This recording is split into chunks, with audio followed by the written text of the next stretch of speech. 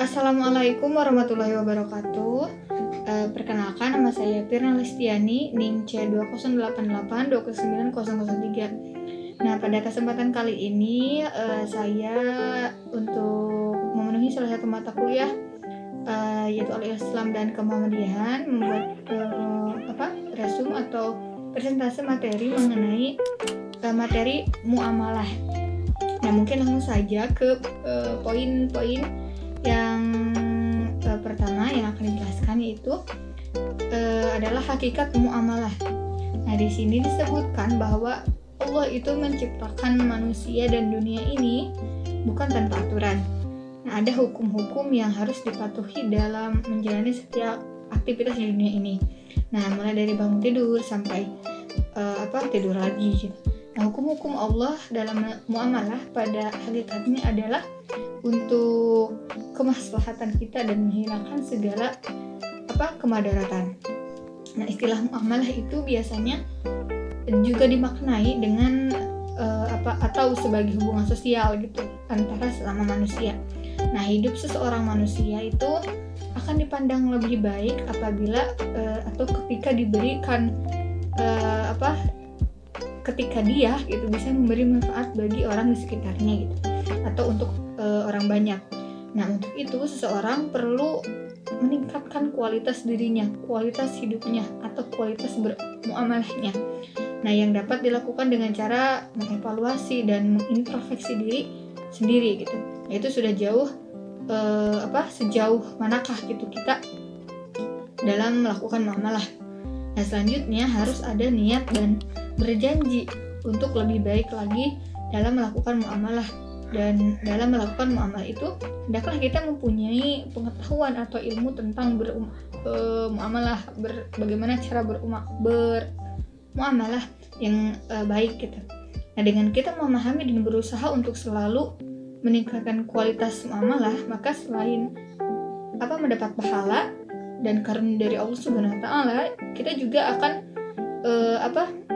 mendapatkan gitu manfaat, yaitu untuk diri kita sendiri, menjaga hubungan antar manusia yang lebih harmonis serta menjaga ketertiban hidup bermasyarakat.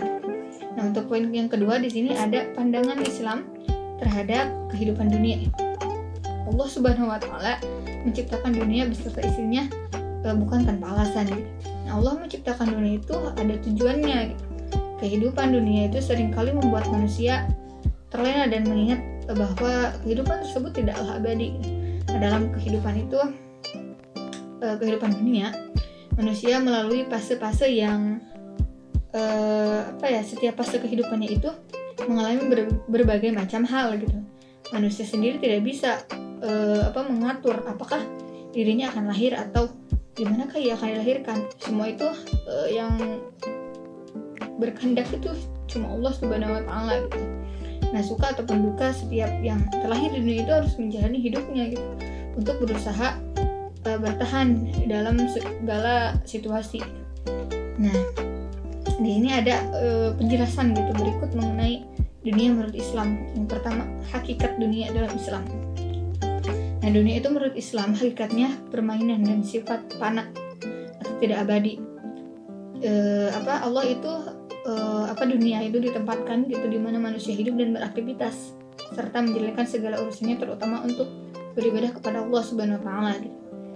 Nah, Allah itu beserta isinya, dunia ini diciptakan oleh Allah beserta isinya untuk mendukung kehidupan manusia dan memenuhi segala kebutuhannya gitu. Meskipun demikian keindahan dunia itu dan segala yang ada di dalamnya justru membuat manusia menjadi lupa atas tujuan diciptakannya dia gitu dan melupakan Allah Subhanahu wa taala. Nah, yang kedua ada tipu daya dunia. Sungguh dunia itu sesungguhnya merupakan tipu daya untuk manusia gitu. Tipu daya dan juga muslihat. Nah, supaya manusia itu terlena gitu dibuatnya.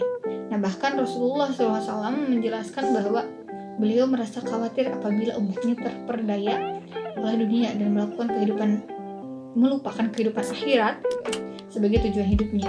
Sebagaimana yang disebutkan dalam hadis berikut, sesungguhnya di antara yang aku khawatirkan pada diri kalian itu setelah peninggalanku ialah dibukakannya bunga dunia dan pernak-perniknya untuk kalian. Nah, yang ketiga ada keutamaan akhirat dibandingkan dunia. Saat ini manusia memang berlomba-lomba gitu ya, mengejar dunia gitu dan berusaha untuk mencari kesenangan dunia dengan berbagai cara, termasuk dengan cara-cara yang diharamkan gitu. Nah, dibandingkan dengan dunia gitu, akhirat itu termasuk yang kekalkan dan abadi gitu. Sudah jadi selayaknya manusia lebih mendahulukan kepentingan akhirat dibandingkan dengan kepentingan duniawi gitu. Itu yang sebagaimana tertera dalam Quran surat Al-Isra ayat 18 sampai 19. Yang keempat adalah ada balasan bagi mereka yang mementingkan dunia. Allah sendiri menjamin bahwa orang-orang mukmin yang bersabar di dunia itu untuk kehidupan akhirat, mereka akan mendapatkan balasan di akhirat kelak. Dengan demikian juga para kaum kafir yang atau orang-orang yang lebih mementingkan dunia daripada akhirat itu pasti akan ada balasannya kelak oleh Allah Subhanahu wa taala gitu. Sebagaimana disebutkan dalam Quran surat atau firman Allah Subhanahu wa taala dalam Quran surat Al-Mutaffifin ayat 29 sampai 36. Nah, yang ke poin selanjutnya ada makna spiritual tentang kejayaan hidup. Nah, di sini menjaga dan membina jiwa itu hanya dapat dengan tunduk kepada semua aturan Allah, beribadah kepadanya, selalu ingat dan bertakarub kepadanya, laksanakan segala perintahnya dan menjauhi segala larangannya gitu. Dan itulah jiwa terbina membentuk pribadi yang teguh, memegang kebenaran dan keadilan dalam mencapai kesempurnaan hidup. Bahagialah gitu di dunia dan akhirat kelak, insyaallah itu bagi mereka yang memang dalam menjalankan kehidupan itu tidak hanya mengejar dunia saja. Nah, jiwa inilah yang akan mencapai ketenangan dan ketentraman, dan jiwa inilah juga yang akan mendapatkan penghormatan yang tinggi dan agung, mendapatkan panggilan yang penuh rindu dan kasih sayang seperti difirmankan Allah dalam Quran surat Al-Fajr ayat 29 sampai 30. Nah, yang poin selanjutnya ada ruang lingkup muamalah. Nah, berdasarkan aspeknya, muamalah itu dibagi menjadi dua jenis, yaitu muamalah adabiyah dan juga madiyah. Nah, muamalah adabiyah itu merupakan muamalah yang berkaitan dengan bagaimana cara menukar benda ditinjau dari segi subjeknya gitu, yaitu manusia. Nah, muamalah adabiyah itu mengatur tentang batasan-batasan yang boleh dilakukan atau tidak boleh dilakukan oleh manusia terhadap benda yang berkaitan dengan adab dan juga akhlak. Nah, seperti yang dilakukan oleh seperti kejujuran, kesopanan, apalagi menghargai sesama, saling meridoi, terus tidak dengki, dendam, menipu, itu dan segala sesuatu yang berkaitan dengan aktivitas manusia dalam hidup bermasyarakat. Nah, yang kedua ada muamalah madiyah. Muamalah madiyah ini yang berkaitan dengan objek muamalah atau bendanya. Muamalah madiyah ini menetapkan aturan secara syarat terkait dengan objek bendanya. Nah, apakah suatu benda halal, haram, atau syubhat untuk dimiliki atau diupayakan dan diperjualbelikan? Apakah suatu benda itu bisa menyebabkan kemaslahatan atau kemudaratan bagi manusia dan berbagai segi lainnya itu. Nah, dengan kata lain, muamalah madiyah ini bertujuan untuk memberikan panduan kepada manusia bahwa dalam memenuhi kebutuhan hidupnya itu yang bersifat kebendaan dan bersifat sementara bukan sekadar memperoleh keuntungan semata, tapi juga bertujuan untuk memperoleh ridho Allah Subhanahu wa taala. Nah, dengan cara apa? Dengan cara memuamalahkan sesuai dengan aturan yang ada yang sesuai dengan yang diterapkan secara syara. Nah, ruang lingkup muamalah di sini ada bersifat madiyah, antara lain yang bersifat madiyah. Yang pertama jual beli atau baik. Yang kedua gadai atau rahan. Yang ketiga jaminan dan tanggungan atau kafalah dan daman. Yang keempat pemindahan hutang atau hiwalah. Yang kelima ada pailit atau taplis. Yang keenam ada perseorangan atau perkongsian atau syirkan. Yang ketujuh ada perseroan harta dan tenaga atau mudarabah. Yang kedelapan ada sewa menyewa tanah atau mukhabarah. Nah, mungkin ada lagi nih banyak, ada upah, ada gugatan, ada sayembara, ada batas bertindak, ada pembagian kekayaan bersama, ada pemberian, ada pembebasan, ada masalah-masalah seperti bunga bank, kredit, asuransi, dan masalah-masalah baru lainnya. Nah, selanjutnya ada prinsip-prinsip muamalah itu. Yang pertama ada prinsip umum. Nah, dalam prinsip umum ini itu terdapat 4 hal utama. Yang pertama, hukum asal dan muamalah pada dasarnya itulah mubah kecuali ada dalil yang mengharamkannya.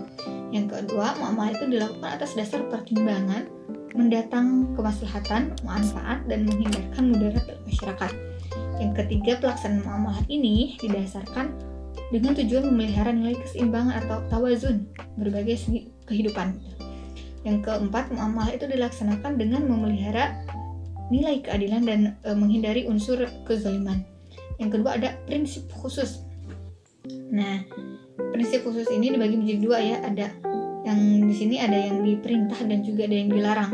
Kalau yang diperintah itu seperti objek transaksi harus yang halal. Artinya dilarang melakukan aktivitas ekonomi atau bisnis terkait yang haram. Yang selanjutnya adanya keriduan semua pihak terkait muamalah tersebut tanpa ada paksaan. Yang ketiga, pengelolaan dana atau aset yang aman dan jujur. Yang kedua, sedangkan yang dilarang ya, yang tadi kan yang diperintahkan, yang kedua ada yang dilarang. Nah, seperti riba gitu ya. Ada riba, ada garah, ada tadlis atau penipuan. Yang terakhir ada berakad dengan orang-orang yang tidak cakap atau tidak paham dalam hukum, seperti orang yang anak kecil gitu, orang yang terpaksa dan sebagainya. Nah, yang di sini yang terakhir ada akhlak muamalah. Nah, di sini ada beberapa akhlak muamalah gitu. Di sini ada 16. Yang pertama ada menghindari tirani, sombong, syaitan, serakah dan jelek. Yang kedua, menjamin hak kepemilikan dan kebebasan. Yang ketiga, bekerja sama saat susah dan senang. Yang keempat, mematuhi peraturan dalam setiap perjanjian. Yang kelima, membeli secara sopan dan sederhana. Yang keenam, tidak menipu, berbohong atau dalam setiap perjanjian.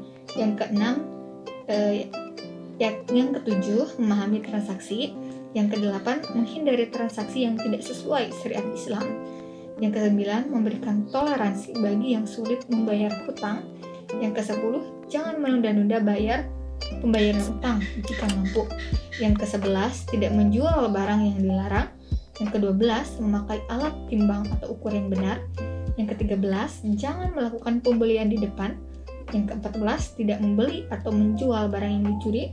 Yang ke-15, jangan berjudi. Yang terakhir, yang ke-16, jangan memakan riba. Nah, mungkin sekian yang dapat saya sampaikan. Mohon maaf apabila banyak sekali kekurangan yang saya dalam penyampaian saya gitu ya. Terima kasih. Wassalamualaikum warahmatullahi wabarakatuh.